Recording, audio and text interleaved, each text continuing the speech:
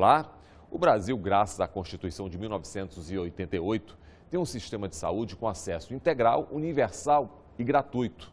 O SUS nasceu ousado, mas perto dos seus 30 anos de criação, ainda tem muitos desafios a vencer. Nós não gastamos bem os recursos da saúde.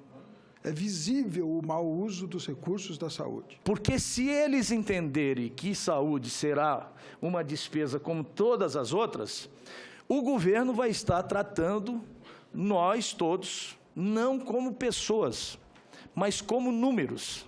A Comissão de Assuntos Sociais ouviu o ministro da Saúde para ter um raio-x do SUS. O resumo desse relato e as considerações dos senadores você acompanha a partir de agora. O orçamento da saúde evolui muito. Então, da esfera federal são 100 bilhões por ano, da esfera dos municípios 70 bilhões e os estados 60 bilhões por ano. Portanto, é um grande investimento que fazemos na saúde dos brasileiros e com a informatização eu tenho certeza que vamos eliminar a duplicação de atendimentos, de procedimentos, de exames, que 50% dos exames laboratoriais não são retirados pelos interessados, 80% dão resultado normal. Portanto, é possível sim otimizar os recursos de saúde e garantir uma melhor resolutividade na atenção básica. Nós temos um orçamento maior esse ano, conseguimos recuperar um contingenciamento de 5 bilhões e meio, que estava sob o nosso orçamento da saúde, que já foi liberado. A judicialização é um grande problema que nós temos na saúde hoje.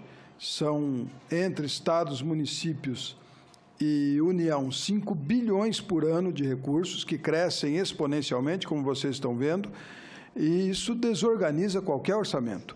Não há planejamento, não há orçamento que se sustente com uma interferência permanente de decisões que precisam ser cumpridas e que não estavam planejadas. Há sugestões, como em Santa Catarina, que nós tivemos lá, senador Dário, para uma vara única de saúde em cada estado, uma vara especializada. Como nós temos a justiça eletrônica hoje, os procedimentos são enviados pela internet, a gente teria uma vara especializada em cada estado só para decidir sobre saúde, porque aí teríamos a clareza de quem está decidindo sobre o volume das interferências que são feitas no orçamento e no planejamento das ações de saúde. Temos também uma solicitação dos estados para que os preços praticados pelo Ministério sejam também estendidos aos estados e vamos negociar com os fornecedores para que preços praticados por laboratórios com o Ministério da Saúde sejam os mesmos quando há judicialização ou compra pelos estados, que sejam comprados pelo mesmo preço, porque os estados têm pago muito mais caro do que paga o Ministério da Saúde, porque compram em menor escala para o atendimento dessas decisões. O sistema de saúde, que é acessível a todos, claro, precisa de recursos, mas não é essa a nossa realidade. O SUS é dito como subfinanciado e, de fato, há uma distorção na tabela de financiamento do SUS, porque ao longo do tempo foram criadas redes de incentivos, rede de urgência e emergência, rede cegonha e outras redes que foram criadas incentivando determinados procedimentos, e isso provocou que hoje 60% do financiamento do SUS é tabela SUS e 40% são incentivos. Portanto, se esses 40% tivessem sido usados para a correção da tabela SUS, nós teríamos a tabela hoje em valores mais aproximados dos custos reais desse serviço. Há uma coisa que a mim sempre me incomodou. Por exemplo, e está aqui os números.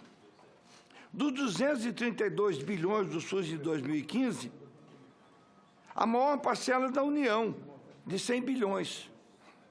A maior parcela em valor unitário, mas percentualmente, evidentemente que não é. Então, isso precisa ficar claro. A parte dos municípios, que são os que menos arrecadam, foi de 71 bilhões, senhor presidente. E os estados, 60,2 bilhões. Quer dizer,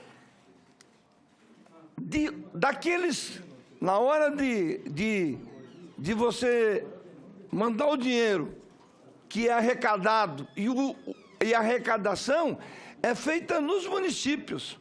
Estado e União são coisas virtuais, é uma ficção. Ninguém mora em Estado, ninguém mora na União. As pessoas vivem nos municípios. E os municípios, percentualmente, eles são os responsáveis pela maior contribuição do orçamento da União. O SUS é um sistema universal e com um subfinanciamento, e que eu, sinceramente, desconhecia isso. Mas é verdade que já começou lá atrás, quando se tirou 10% do orçamento da saúde para a Previdência. Há uma questão importante que é a questão dos reajustes das tabelas do SUS, não só para laboratórios, para hospitais, para os hospitais filantrópicos e santas casas. Há 20 anos não há reajuste dos valores da tabela de procedimento do SUS, que essa defasagem está provocando um endividamento das santas casas e hospitais filantrópicos, num endividamento que chega só no Rio Grande do Sul a 1 bilhão e 400 milhões de reais. E foi apresentado um projeto, ministro Ricardo Barros, o PLS 744, de 2015, que cria o Programa de Financiamento Preferencial destinado às santas casas, atualmente na Comissão de Assuntos Econômicos do Senado Federal, que poderia ser uma alternativa para as dívidas, claro, evidentemente considerando a saúde financeira e a capacidade delas, das santas casas, terem esse acesso a esse financiamento, que seria através do BNDES, para fazer uso do S do BNDES, que ultimamente não tem sido muito usado. Tem filantrópicos que vão muito bem, senador, e outras não, como tem hospitais públicos que são mais eficientes e outros não. Então, a comparação não é assim direta, mas, de fato, o serviço público, a administração direta pelo serviço público é mais cara do que as organizações sociais, ou as filantrópicas, ou aqueles que têm a liberdade de comprar, né, um insumo quando precisam, e não fica toda uma equipe parada porque tem que fazer uma licitação para comprar um insumo e leva 20, 30 dias e aquele serviço todo paralisado, aguardando que se substitua. E o ProSUS, que financia, né, são recursos do Banco do Brasil, da Caixa Econômica, para o financiamento aos filantrópicos. Tem uma ação das URVs, pela Federação dos Hospitais Filantrópicos, que foi julgada, foi ganha pelos filantrópicos, foram pagos 4 parcelas, depois foi suspensa. É um recurso muito significativo que, eventualmente, poderia dar um respiro para o sistema das filantrópicas. E o projeto de lei do senador Serra sobre financiamento, né, o alongamento, é um refis praticamente para as filantrópicas. Eu acho que pode ser feito, já fizemos para o futebol, por que não fazer para as entidades filantrópicas? A questão da tabela. Hoje, 60% de tudo que é feito de financiamento do SUS é tabela, e 40% são incentivos, né, são outras maneiras de se fazer o pagamento do serviço de saúde. Então, por isso que a tabela ficou defasada, porque se criaram mecanismos diferenciados de fazer a transferência para os prestadores e para os municípios. E o SUS é mais do que assistência, né? Tem vigilância sanitária, tem vacinas, tem controle de endemias, né? Então, o SUS não é apenas o tratamento das pessoas, é a prevenção para que elas não fiquem doentes, e tudo isso são investimentos altos do poder público nessa prevenção. E tomara também que o senhor corrija outras distorções, que é essa pouca vergonha de uma tabela do SUS com uma remuneração do século passado.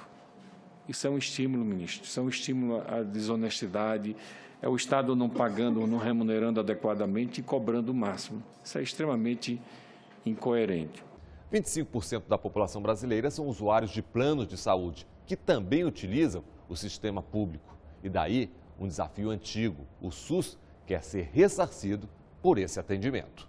E precisamos, evidentemente, que o sistema público possa também faturar para os convênios, porque esta proibição, ela nos impede de nos ressarcir de uma justa cooperação de quem pode ter o seu plano e coopera com o plano para o financiamento do sistema público. Então, os hospitais de pequeno porte precisam poder receber dos municípios vizinhos uma cooperação financeira, que hoje é proibido, e também precisam poder faturar para os planos quando ele atende uma pessoa que tem plano de saúde. Então, esta mudança legislativa nós estamos preparando e vamos pedir o apoio dos senhores, porque nós precisamos nos conectar com o mundo real, precisamos entender as dificuldades que temos, precisamos criar um plano de saúde popular, com menos cobertura e com menos custo, porque vai incluir muito mais pessoas no processo de melhora de qualidade do atendimento de saúde. Eu acho que o sistema suplementar, ele precisa existir, ele precisa estar cada vez mais integrado do ponto de vista das suas ações com o Sistema Único de Saúde. Nós devemos pensar, inclusive, uma ação mais do que suplementar, em alguns aspectos complementar, porque esse sistema, ele se beneficia duplamente do Sistema Único de Saúde, e eu creio que Vossa Excelência sabe muito bem disso. Se beneficia porque existe a renúncia fiscal, que permite que as pessoas possam abater do seu imposto de renda integralmente os gastos com saúde suplementar, e segundo, porque a legislação que trata do funcionamento dos planos e seguros de saúde, ela permite uma cobertura fragmentada da ação desses planos e, como tal, o SUS é que complementa quem só tem, por exemplo, um plano ambulatorial ou quem só tem somente um plano... Vou terminar, presidente. Quem só tem um plano hospitalar. Então, já há um processo de favorecimento a esses planos. Se nós vamos marchar para termos planos mais fragmentados, planos de saúde popular, planos que você paga menos, mas tem menos atenção por parte desses planos de saúde, eu acho que nós vamos caminhar, primeiro, para algo que pode ter certeza, Vossa Excelência, por melhor que seja a intenção de Vossa Excelência, eu tenho certeza que é algo que não vai se consolidar. A resistência que Vossa Excelência vai enfrentar em relação a isso, sem dúvida, será muito forte, muito importante. E segundo, que ao invés de nós melhorarmos, nós vamos decrescer na qualidade da prestação da assistência à saúde da nossa população. Quando alguém sofre um acidente grave, ele pode ter o plano de saúde, o melhor que ele tiver, mas ele sempre dá entrada no melhor hospital, que, via de regra, é um hospital público. Pessoa com traumatismo craniano não vai para a clínica médica, ela vai para o melhor hospital. E aí, esse paciente é tratado lá, né? E com um custo altíssimo, que é alta complexidade, e o plano de saúde não ressarce essa parte aí. Eu tenho um projeto de lei, que é o PLS 308, que fala de 2015, que para descentralizar o ressarcimento ao SUS, permitindo que estados e municípios sejam diretamente ressarcidos quando atendimentos se derem em estabelecimentos a eles vinculados. O relator é até o senador Humberto Costa, mas eu acho que pode, sim, ter alguma solução, porque melhor do que é hoje, porque a União não está fiscalizando direito. Então, o recurso de quem tem um atendimento privado no hospital público some, não vai nem para a União, não vai para canto algum, né? E, aliás, eu não sei, deve ficar no próprio hospital, mas deveria ir para o município. Tem que arrumar essa questão. Mas é um consenso absoluto entre todos aqueles que estudam não só o sistema de saúde brasileiro, mas os sistemas de saúde de um modo geral, de que nós temos um grave problema de subfinanciamento. O presidente Itamar Franco, senador Humberto Costa, ele decidiu, lá quando era presidente da República, retirar dos 30% de recursos da Seguridade que foram concebidos para o financiamento do SUS, 10% para o financiamento da aposentadoria dos trabalhadores rurais. Então, desde então, o SUS perdeu 1/3 do seu financiamento. Então, desde sempre, nós tivemos que repensar o modelo, né, e conviver com essa falta de recursos que decorreu da retirada de 10% dos recursos da Seguridade, que completariam os 30% da saúde, para o atendimento da aposentadoria do trabalhador rural. Então, é um problema histórico que a gente administra, porque foi uma decisão tomada pelo governo e aprovada pelo Congresso Nacional. O tema agora é gestão, fazer mais com menos ou simplesmente não desperdiçar recursos. Nos causa preocupação a gente ouvir uma ênfase muito grande de que o problema está mais concentrado na questão da gestão, ou está principalmente concentrado na questão da gestão. Naturalmente que todos nós concordamos que deva haver uma limitação de gastos, é importante trabalhar em cima da restrição de gastos e não do endividamento para que nós possamos ter o equilíbrio fiscal necessário. Porém, não se pode tratar o pagamento de diárias, de passagens aéreas ou de custeio da máquina com políticas públicas que são absolutamente essenciais e que têm um custo crescente. O senhor falou da gestão, eu, de fato, reputo que gestão é fundamental. Nós não gastamos bem os recursos da saúde. É visível o mau uso dos recursos da saúde. Então, enquanto nós não utilizarmos bem os recursos que temos, pedir mais não me parece a missão adequada.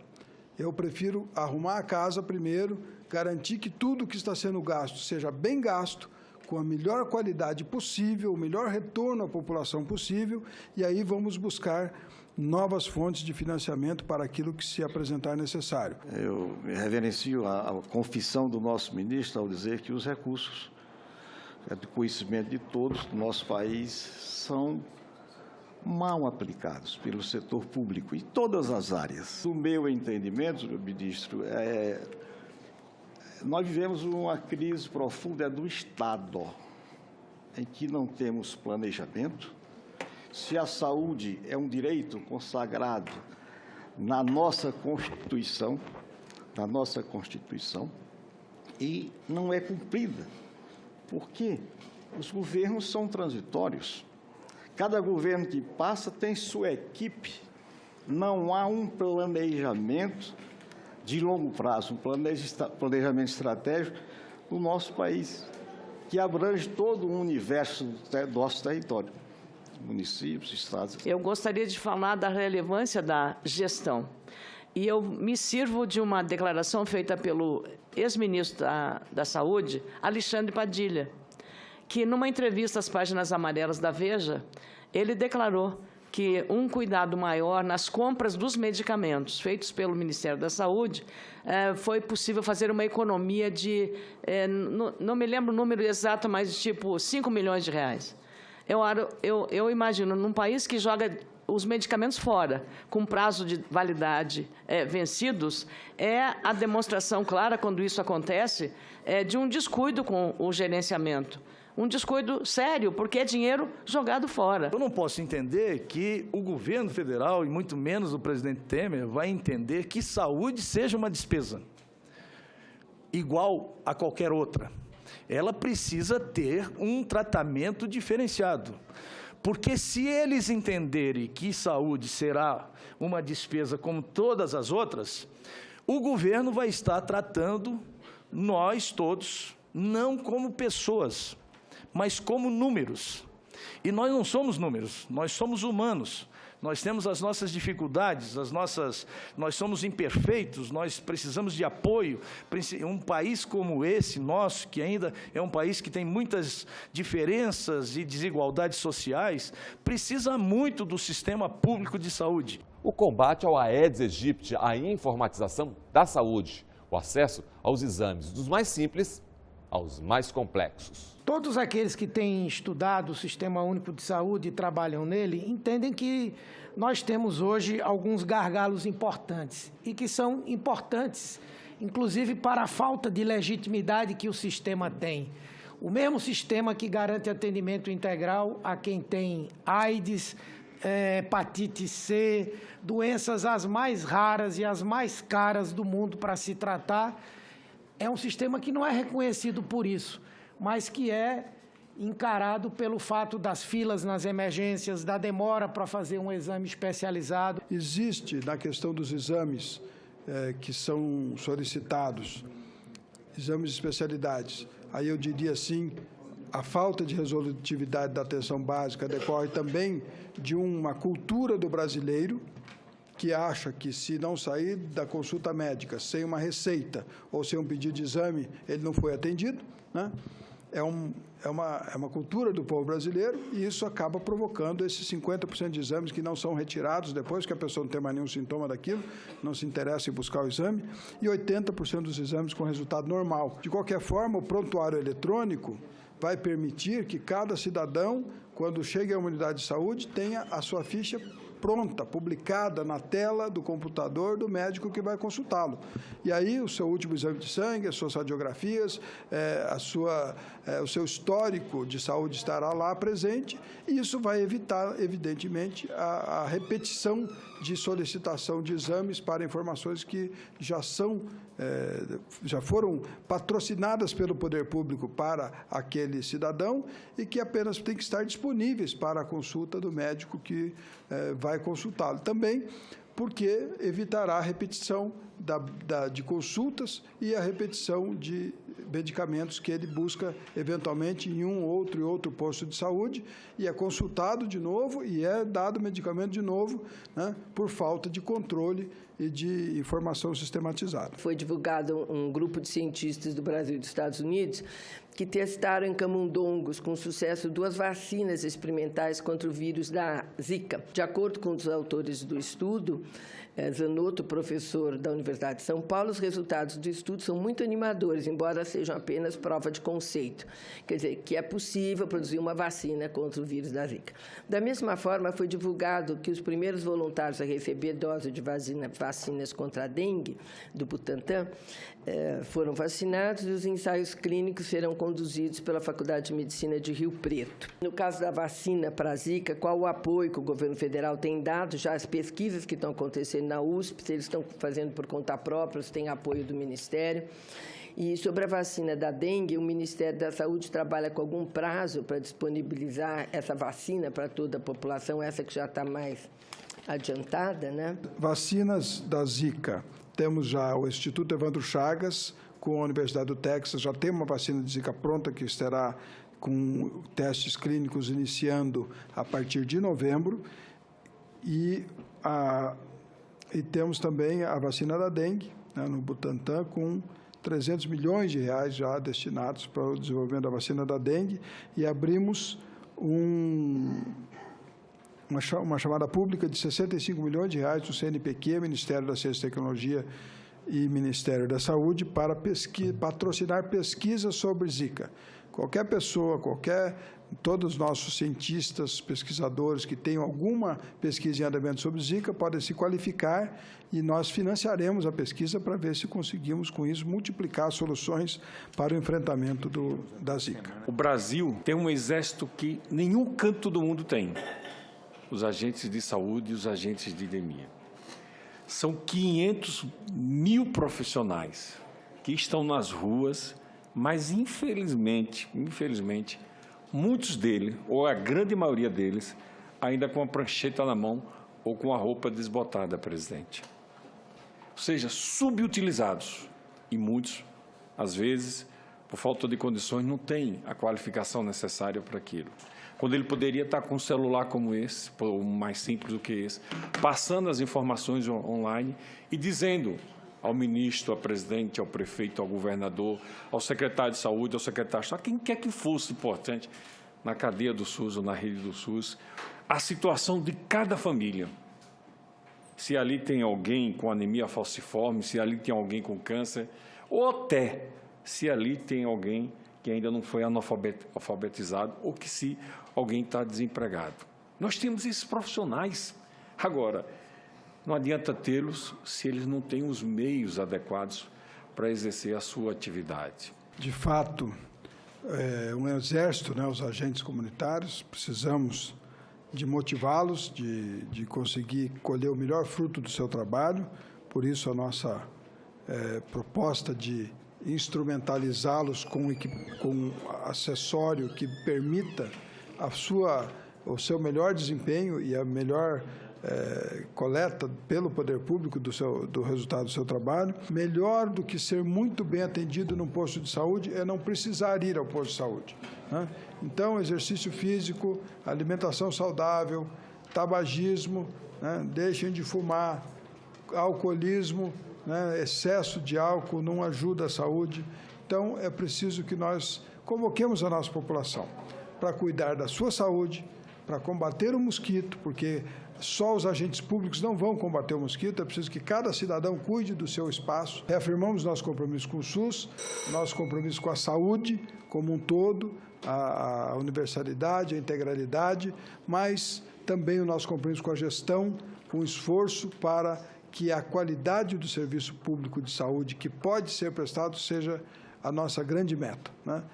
É inevitável que as limitações orçamentárias não nos permitam fazer tudo o que gostaríamos, mas o que pudermos fazer bem feito com os recursos orçamentários que temos, nós faremos. O Em Discussão fica por aqui.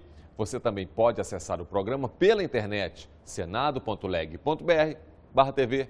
Participe, mande sua mensagem, obrigado pela companhia e até o nosso próximo Em Discussão.